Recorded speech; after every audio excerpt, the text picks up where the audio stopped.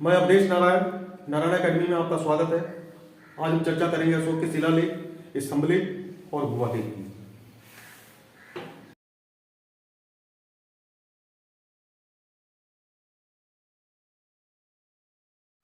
कल्लण की रास तरंगणी के अनुसार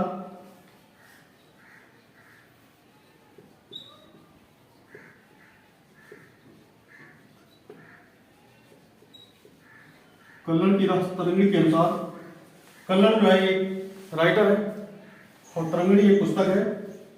इस पुस्तक में यह चर्चा की गई है कि अशोक ने झेलम नदी, झेलम का प्राचीन नाम विदास्ता, यहां पर जो है श्रीनगर की स्थापना की झेलम नदी के किनारे।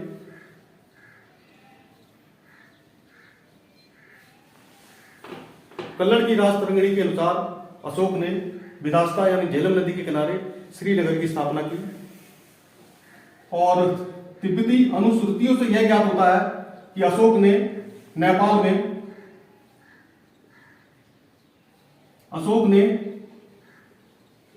में ललितपत्तन नामक नगर बसाया।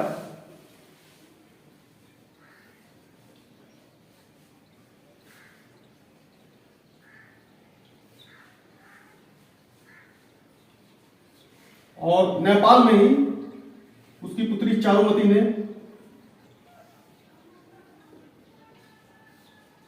देवपत्तन नगर बसाया।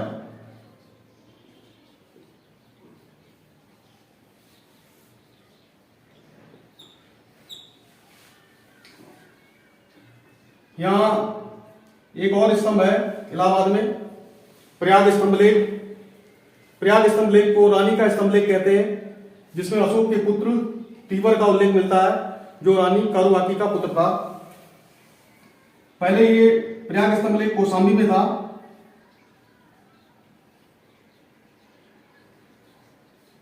उसके बाद अकबर ने प्रयाग में यहां पे स्थापित कर दिया, जिसे कहते हैं प्रयाग स्तंभलेख।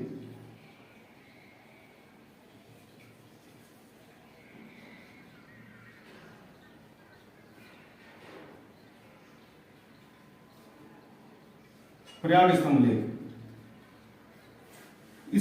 इस प्रयाग स्तंभलेख में अशोक के पुत्र तीवर का उल्लेख मिलता है, जो रानी कारुबाकी का पुत्र था।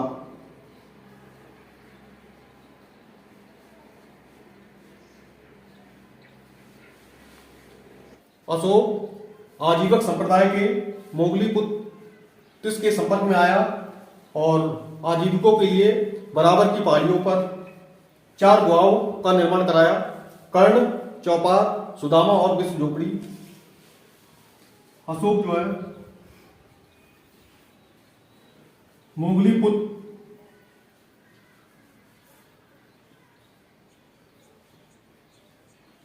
पुत्र तिस इसके संपर्क में आया और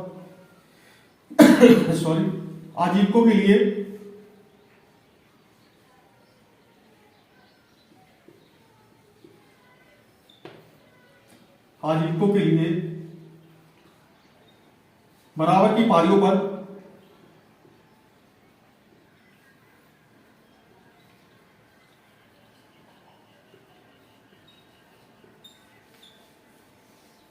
चार गुहाओं का निर्माण कराया। नंबर 1 कर्ण, दूसरा चौपार,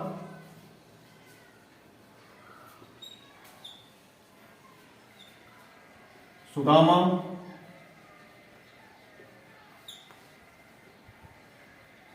नंबर 4 है विश्व झोपड़ी।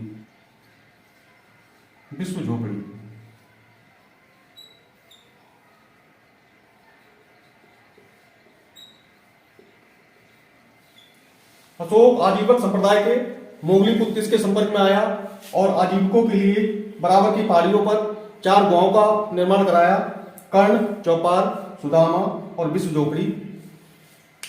आइए चर्चा करते हैं अशोक के 7 छोटे छोटे शिलालेख की।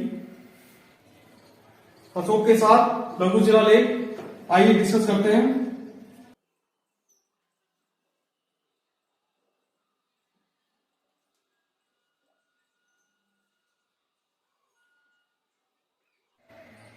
तीन जो है बिहार के चंपारण में है। बिहार भी एक फेमस जगह है जहां महात्मा गांधी ने अपना पहला और सबसे बड़ा सत्याग्रह 1917 में स्थापित किया था।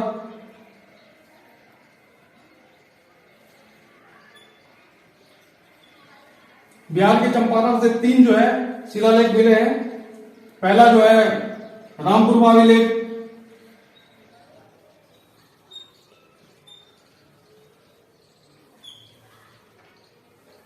दूसरा लौरिया हरिराज,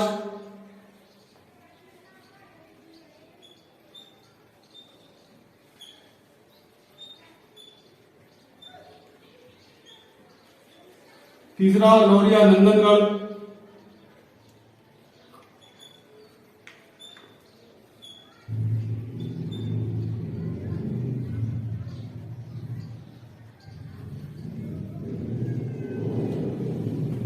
लौरिया नंदनगढ़ में जो है सबसे ऊपर जो है मोर का चित्र बना हुआ है। तो आपके तीनों में से ऐसे कुछ आ सकता है कि किस शिलालेख में जो है मोर का चित्र बना हुआ है। रामपुर बावी लेख, लौरिया हरिराज, लौरिया नंदनगढ़। तो लौरिया नंदनगढ़ में जो है मोर का चित्र बना हुआ है। इसमें कहेगा मोर का चित्र।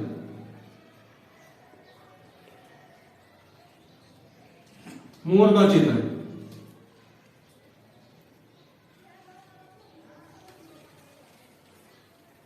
तो 1, 2, 3 ये तीन जो है बिहार के चंपारण में है। और जो है ये उत्तर प्रदेश के कौशाम्बी में एक पड़ता है।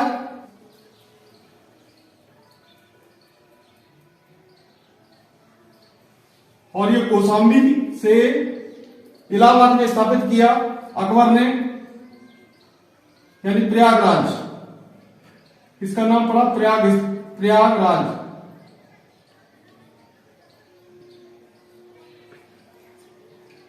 प्रयागराज जो है कौशाम्बी अभिलेख को प्रयाग स्तंभ लेख भी कहा जाता है। कौशाम्बी अभिलेख को प्रयाग स्तंभ लेख भी कहा जाता है।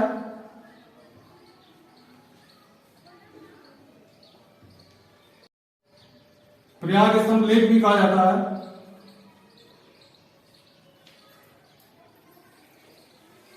प्रयाग स्तंभ लेख जो है रानी का स्तंभ लेख है, जिसमें अशोक के पुत्र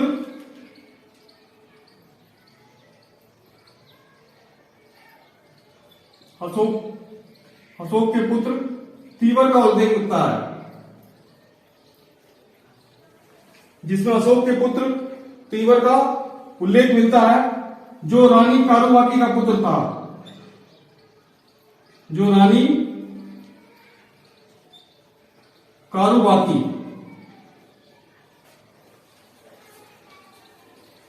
तो ये जो है कौशाम्बी से प्रयागराज लाया गया। ये अकबर ने इन्होंने प्रयाग में स्थापित किया। और जो है आपका मेरठ में, एक तो टोपरा में है और एक मेरठ में है।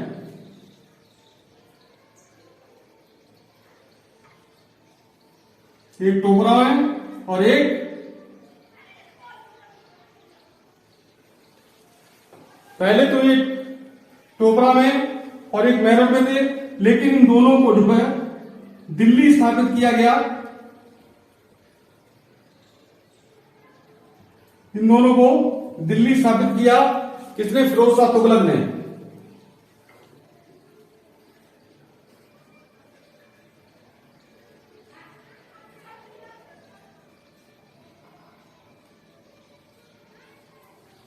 फिरोज शाह तुगलक ने टोपरा से दिल्ली लाए इस अभिलेख को, और मेरठ से दिल्ली। तो दिल्ली में दो अभिलेख हैं, दिल्ली टोपरा और दिल्ली मेरठ।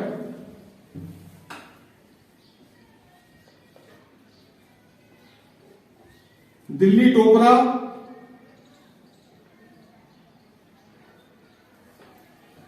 और दिल्ली मेरठ।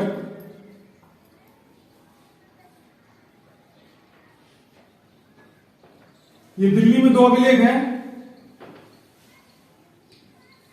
एक और बात है, फिरोज शाह तुगलक को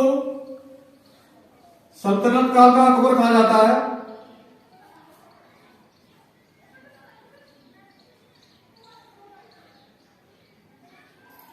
सल्तनत काल का अकबर।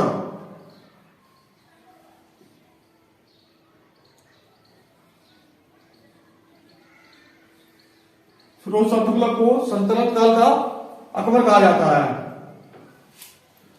और एक जो है लास्ट है आपका, कितने हो गए? 1 2 3 फिर 4 5 6, 7वां जो है आपका सबसे छोटा अभिलेख रुमेन्यदेही, नेपाल में पड़ेगा आपका।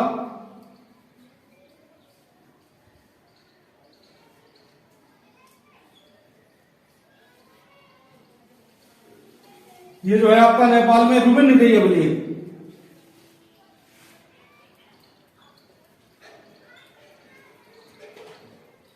रुमेन्यदेही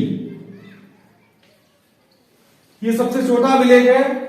इसमें केवल करों की चर्चा की गई है, केवल कर की चर्चा की गई है, यानी टैक्स।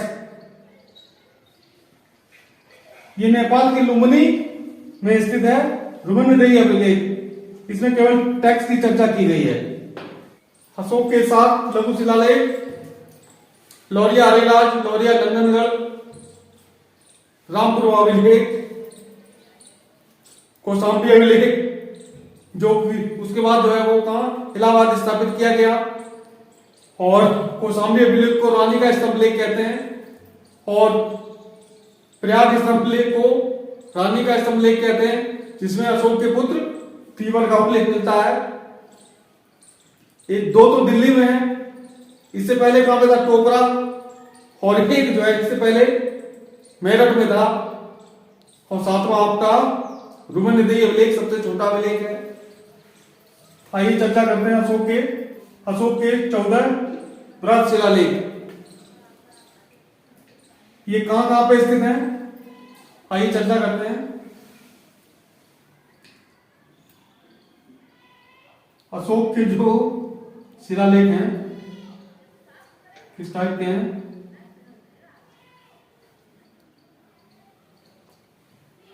इसमें केवल इस टाइप की शिलालेख हैं।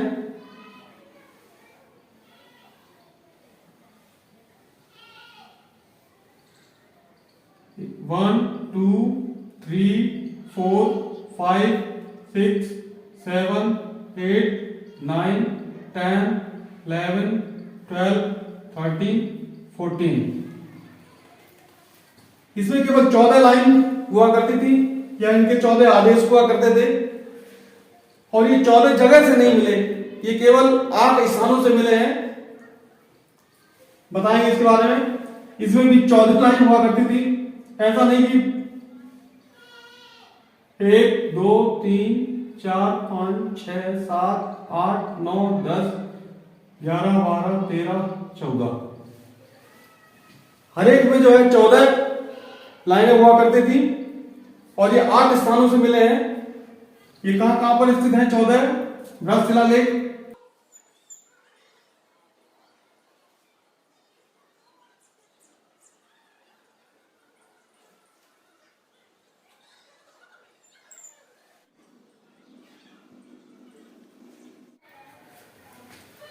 दो तो पाकिस्तान में है। पहला मानसेरा,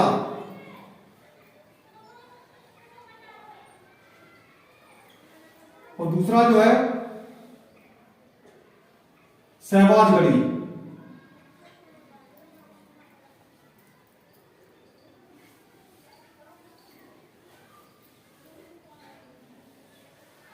दो पाकिस्तान में पड़ते हैं, मानसेरा और शहबाजगढ़ी। और एक गुजरात में है।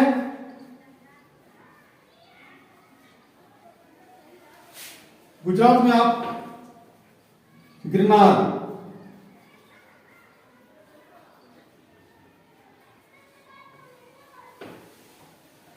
एक आपका पड़ेगा महाराष्ट्र में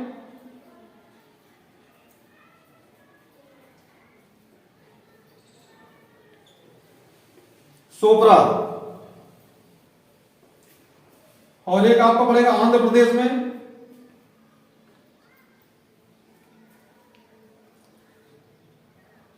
हैराकुडी। ये आपका आंध्र प्रदेश पड़ेगा।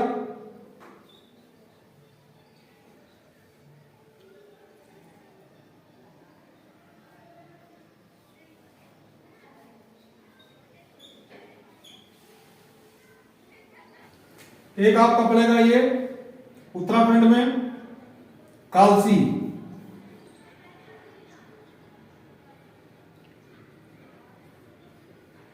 कालसी देहरादून।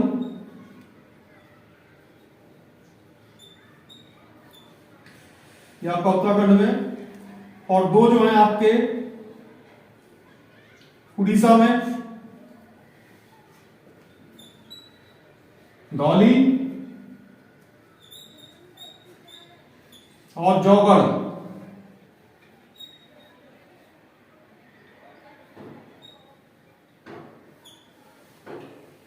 ये 14 शिलालेख जो है 8 स्थानों से मिले हैं। मानसेरा, शहबाजगढ़ी, कालसी देहरादून, की सोपरा महाराष्ट्र, ये महाराष्ट्र पड़ता है। सोपरा, गिरनार गुजरात,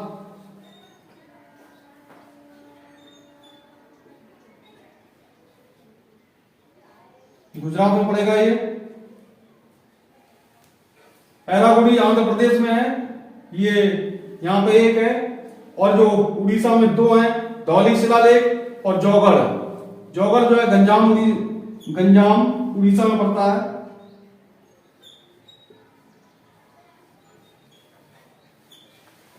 एक धौली है, एक जौगढ़ है, ये दोनों उड़ीसा में पड़ेंगे। पहला शिलालेख धौली शिलालेख को प्रथम शिलालेख कहते हैं, जिसमें जीव हत्या निषेध का वर्णन मिलता है। इसमें जो है पशु बलि पर रोक लगाई गई थी।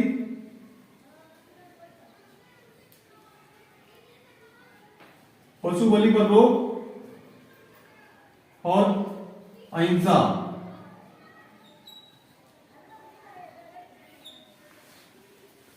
अहिंसा की भी चर्चा की गई। पहले जो है हजारों पशु पक्षी काटे जाया करते थे और उनसे पेट भरा जाता था। अशोक ने बौद्ध धर्म ग्रहण करने के बाद पहले शिलालेख में यह कहा कि जो है अब कोई पशु बलि नहीं करेगा, और जो है इसमें केवल अब जो है केवल 2 मोर और 1 हिरण का ही अपने भोजनशाला में प्रयोग कर सकता है। 2 मोर और 1 हिरण।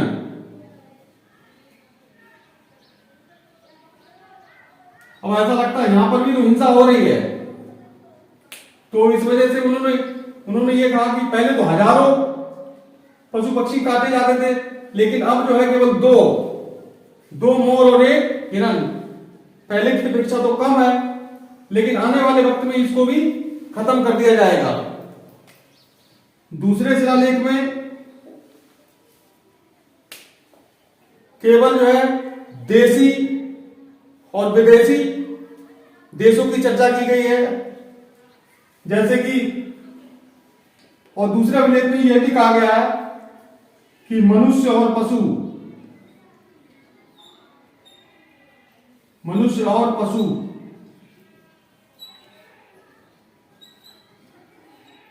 दोनों की चिकित्सा व्यवस्था का उल्लेख है।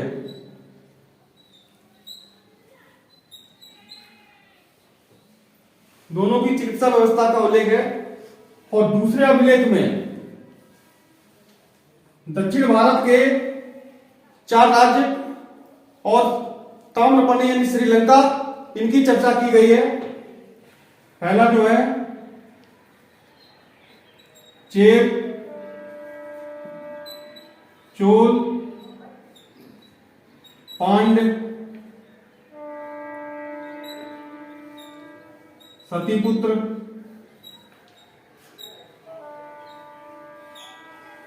दक्षिण भारत के 4 राज्यों की चर्चा की गई है, चेर, चोल, पांड्य और सतीपुत्र, और ये ताम्रपर्णी यानी श्रीलंका।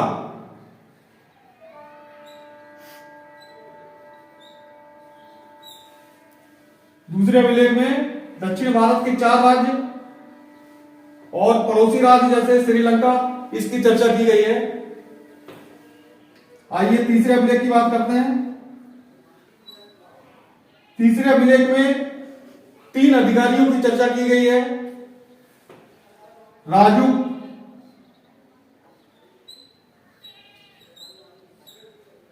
युक्तक, प्रदेशक,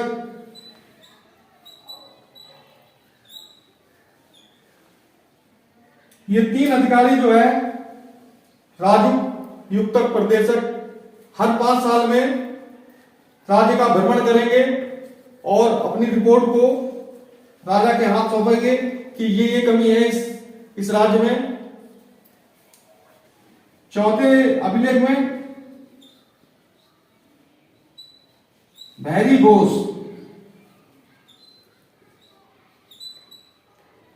भैरी घोष की जगह धम्म घोष,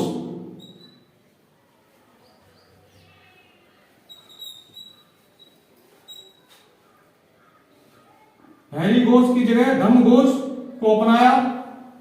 अशोक ने कहा कि मैंने भैरी घोष को त्याग दिया है, अब मैं धम्म घोष को अपनाता हूं।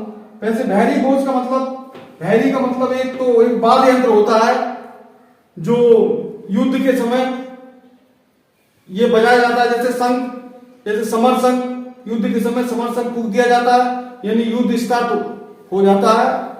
यानी युद्ध नीति को छोड़ करके हमने धर्म की नीति अपना ली है।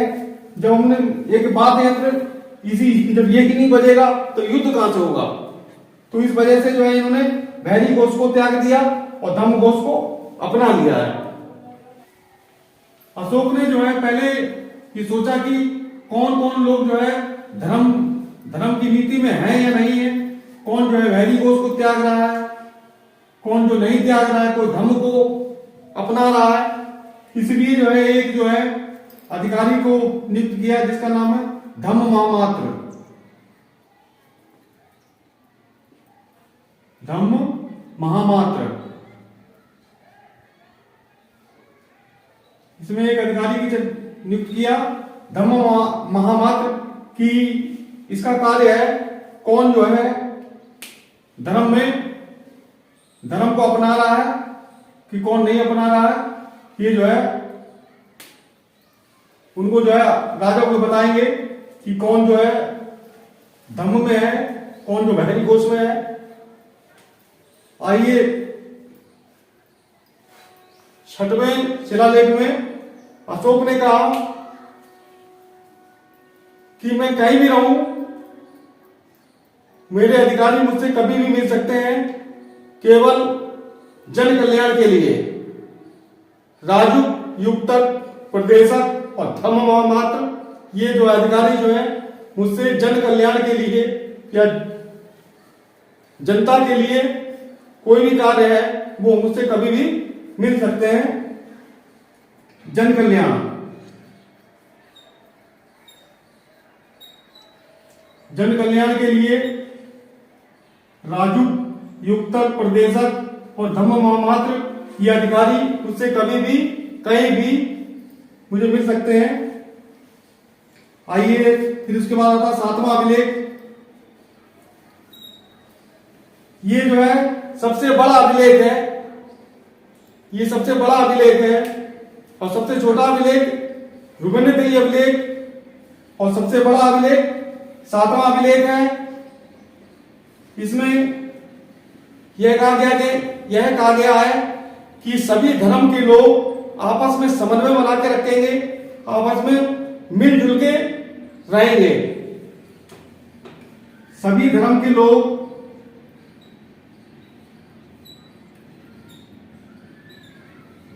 सभी धर्म के लोग मिलजुल कर रहेंगे।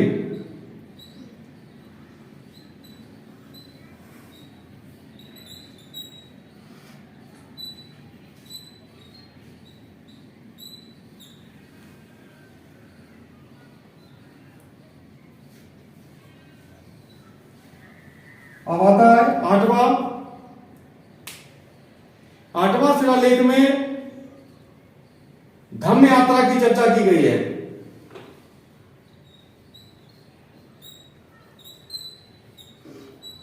इसमें केवल धम्म यात्रा की चर्चा की गई, जैसे बौद्ध गया की यात्रा, लुम्बिनी की यात्रा, इसमें धम्म यात्रा की चर्चा की गई है। 9वें अभिलेख में यह कहा गया है कि शादी समारोह पार्टी में लोग जो है लाखों करोड़ों अरबों रुपया खर्च कर देते हैं और केवल 6-7 घंटे 8 घंटे में अगर कोई बेचारा गरीब कोई दीन दुखी आ जाए, वो मांगने आए तो उसको कोई नहीं देगा, लेकिन शादी समारोह में इतने रुपए खर्च कर देते हैं। और जैसे कि त्योहार कोई आता है उसमें भी हजारों रुपए खर्च कर देते हैं। तो इसी वजह से जो है अशोक ने जो है इन पे छोटे मोटे त्योहारों पर रोक लगा दी और बौद्ध धर्म के लोग तो ना तो दीपावली ना होली कोई कुछ भी नहीं मनाता है। इसलिए जो है 9वें अभिलेख में त्योहारों पर रोक लगा दी, छोटे मोटे त्योहारों पर रोक लगा दी, छोटे मोटे त्योहारों पर रोक लगा दी।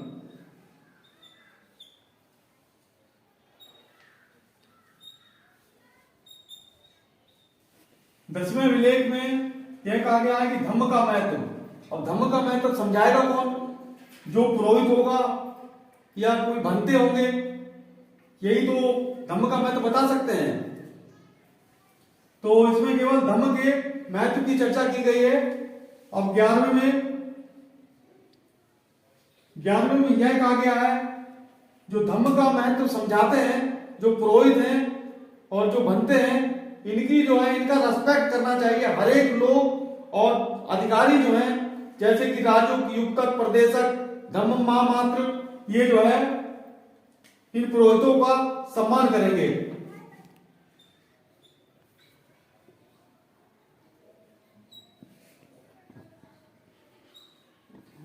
पुरोहितों का सम्मान।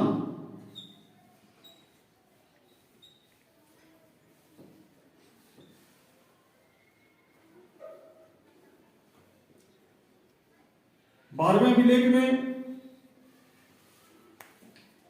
अभिलेख में अशोक ने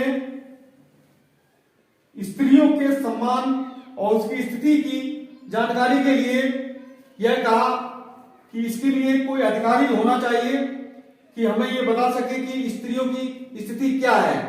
इसीलिए जो है इन्होंने 12वें अभिलेख में जो है स्त्री महामात्र एक अधिकारी की नियुक्ति की। स्त्री महामात्र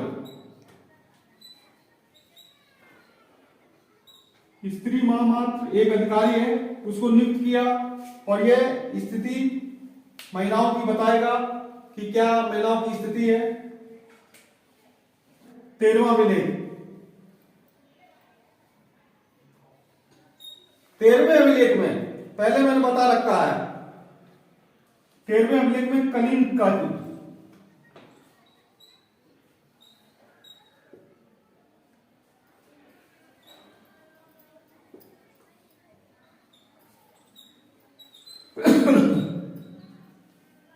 तेरहवें अभिलेख में कलिंग युद्ध का वर्णन मिलता है। कलिंग का युद्ध कब हुआ था? 261 ईसा पूर्व।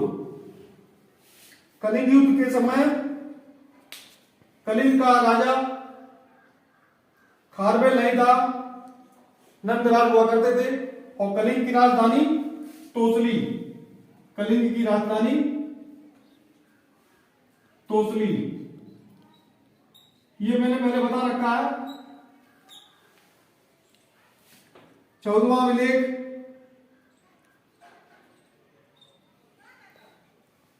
अशोक ने यह कहा कि इसमें मेरी कोई गलती नहीं है, इसमें केवल लिखने वाले की गलती है,